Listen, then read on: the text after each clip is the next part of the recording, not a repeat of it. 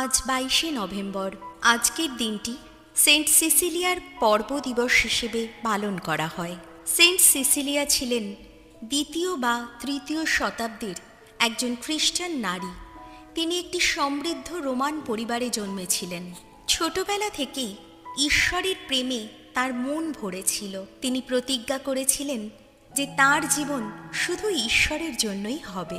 কিন্তু পরিবারের চাপে তাকে ভ্যালেরিয়ান নামের একজন যুবকের সাথে বিয়ে করতে হয়। কিন্তু তার মন ঈশ্বরের সেবায় নিবেদিত ছিল।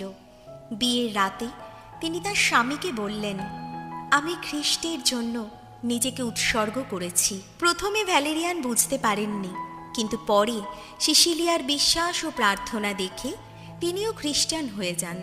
সেন্ট সিসিলিয়ার একটি বিশেষত্ব ছিল সঙ্গীতের সাথে তার সম্পর্ক। যখন তার বিয়ের দিনে চারপাশে সঙ্গীত বাজছিল, সিসিলিয়া নাকি হৃদয়ে গোপনে প্রার্থনা করছিলেন, হে প্রভু, আমার হৃদয় শুধু তোমার জন্য গান করছে।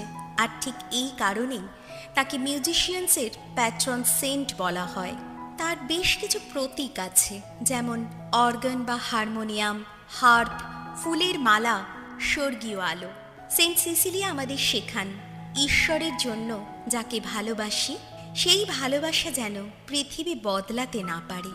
গান, সঙ্গীত আর দক্ষতার প্রতিটা রূপ যেন ঈশ্বরকে মহিমা দেওয়ার জন্য ব্যবহার করা হয়। বিশ্বাস মানে শুধু কথা নয়, প্রয়োজন হলে সেই বিশ্বাসের জন্য দাঁড়ানো। খ্রিস্টানদের ওপর অত্যাচারের সময় তাদের বিশ্বাসের কারণে সিসিলিয়া, তার স্বামী এবং তার ভাইয়ের মতো বন্ধুদেরও হত্যা করা হয়।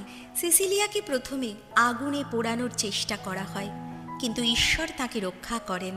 শেষে তাকে তলোয়ার দিয়ে হত্যা করা হয়, কিন্তু মৃত্যুর সময় তার মুখে শান্তি ছিল, যেন তিনি ঈশ্বরের সাথে কথা বলছেন। আমরা প্রার্থনা করি সেন্ট সিসিলিয়ার কাছে, তিনি যেন আমাদের সকলের জন্য প্রার্থনা করেন।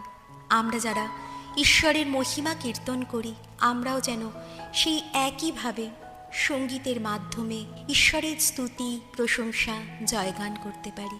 আমিন।